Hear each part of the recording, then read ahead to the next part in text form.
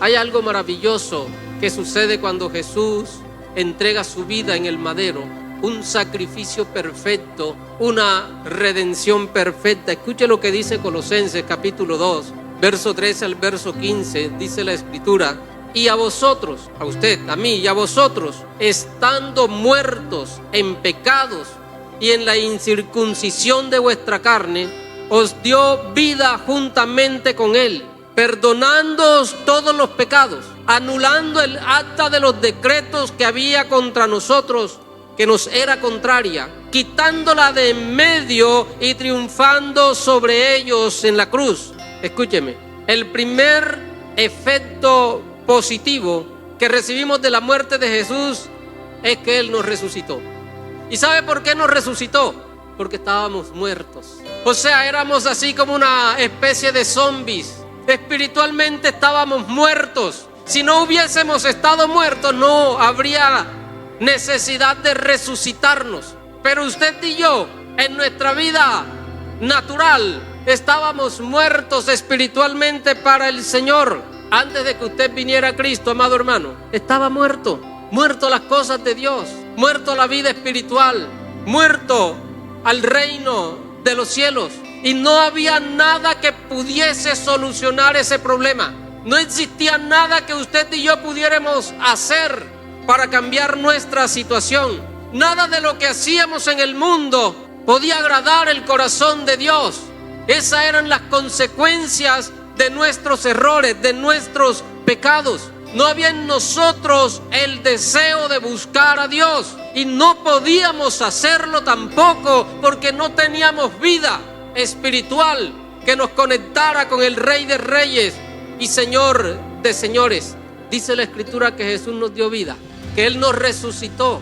¿Pero cómo lo hizo? Efesios capítulo 2, verso 4 al 6 dice algo clave. Escuche, dice el texto: pero Dios es tan rico en misericordia y nos amó tanto que a pesar de que estábamos muertos por causa de nuestros pecados, escuche, nos dio vida cuando levantó a Cristo de los muertos. Es solo, amén, aleluya.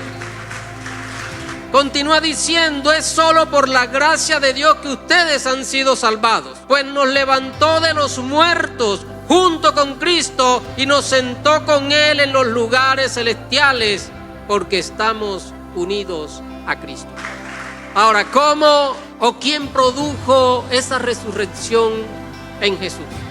¿Quién fue el que levantó a Jesús de entre los muertos? Romanos capítulo 8, verso 11 nos da la respuesta a este interrogante. Escuche lo que dice: el Espíritu de Dios, quien levantó a Jesús de los muertos, vive en ustedes.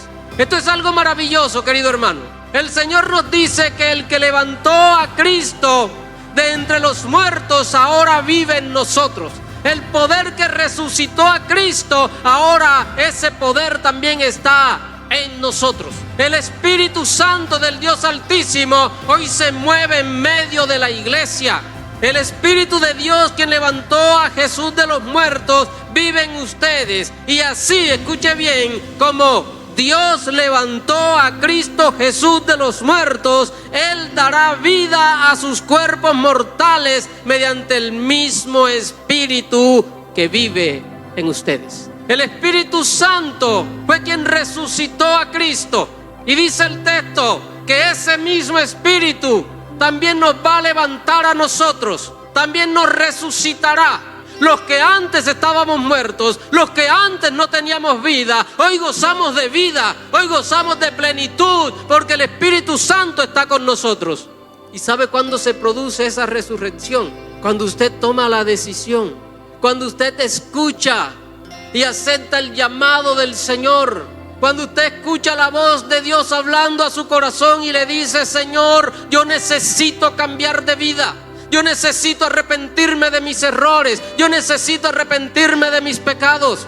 Pero solo no puede cambiar. Y entonces se rinde delante de la presencia de Dios. Abre su corazón al Señor y tiene un nuevo nacimiento. Allí se produce, porque dice la Escritura que el Espíritu Santo desciende y hace morada en nuestros cuerpos, en nuestro corazón, en nuestra vida. No es que un día fuimos malos y hoy somos buenos.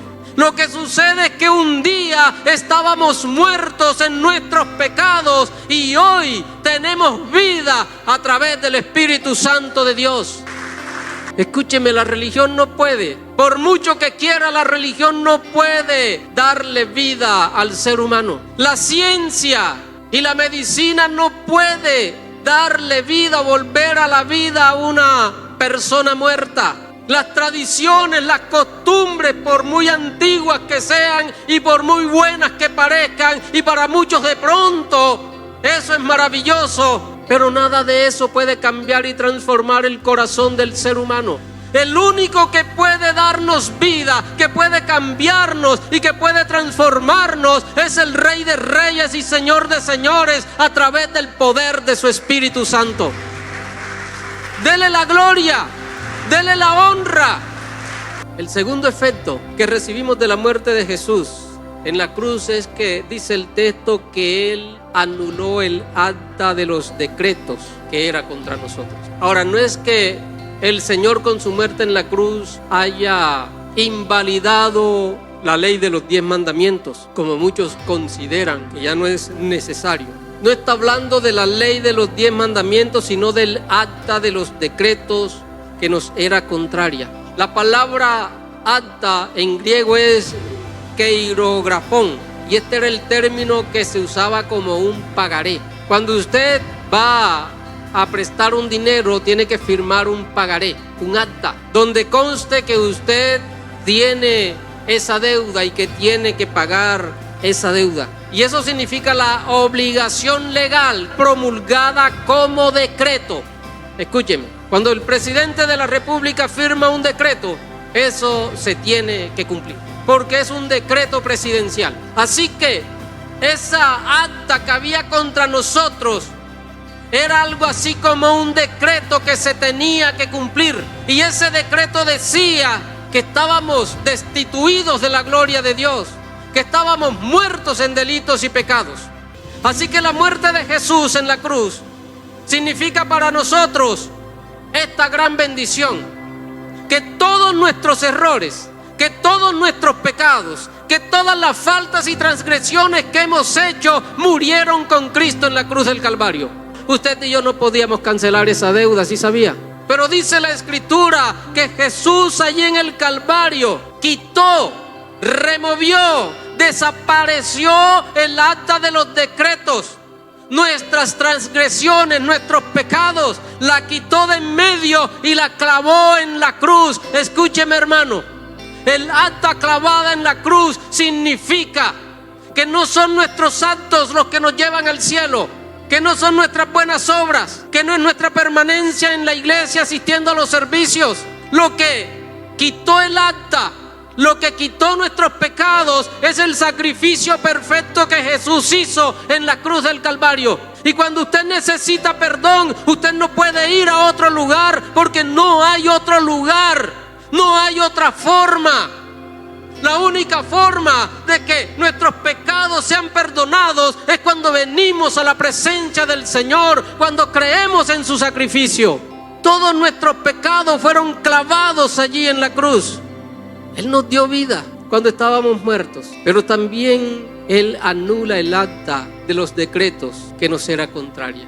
El tercer efecto que recibimos de la muerte de Jesús es que venció por nosotros a toda potestad, a todo principado, a toda hueste espiritual de maldad, a todo gobernador de las tinieblas. Dice el texto: despojó a los principados y a las potestades y los exhibió públicamente, triunfando sobre ellos en la cruz. ¿Sabe usted que Jesucristo, a través de su muerte en la cruz, venció a Satanás? ¿Sabe usted que el diablo fue completamente derrotado en la cruz del Calvario? Jesucristo hizo un sacrificio perfecto, y Satanás junto con todos sus demonios fueron derrotados en la cruz del Calvario.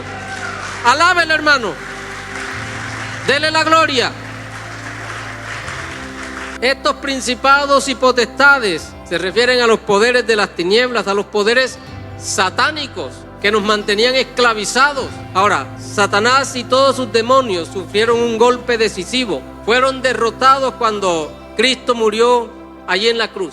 Pero escuchen, dice el texto que despojó a los principados y a las potestades y los exhibió públicamente, triunfando sobre ellos en la cruz. Es lo que dice el texto en Colosenses. Pero en Efesios el apóstol Pablo, capítulo 6, verso 12, dice que nuestra lucha es contra potestades, es contra huestes espirituales de maldad. Entonces, ¿fueron vencidos o no fueron vencidos? ¿Cristo los venció en la cruz o nos toca a nosotros vencerlos? Escuchen, Jesucristo venció a Satanás en la cruz. Lo derrotó definitivamente. Y ese Cristo un día dijo: en el mundo van a tener aflicciones, pero confíen, porque ya yo lo derroté. Yo he vencido al mundo. Ahora, los problemas que nosotros tenemos, que se nos presentan a diario, los ataques del enemigo que vienen a nuestra vida tratando de destruirnos, no significa de que no vamos a tener las mismas batallas. Lo que significa es que si ya Cristo lo venció, Él nos dio el poder a nosotros como sus hijos, como su iglesia, de vencerlos. ¿Sabe por qué? Porque el mismo poder que habitaba en Cristo Jesús es el mismo poder que hoy la iglesia tiene, el mismo poder con que usted y yo gozamos, su Espíritu Santo. ¡Aleluya! Solo no lo vamos a derrotar, pero el Espíritu Santo que mora en nosotros nos ayuda a vencer las obras de las tinieblas. Así que por donde quiera que usted lo mire, Satanás está derrotado. Por donde quiera que usted lo vea, Satanás ha sido vencido. Ahora no estamos bajo las cadenas del enemigo, ahora estamos bajo la gracia y el amor de Jesucristo.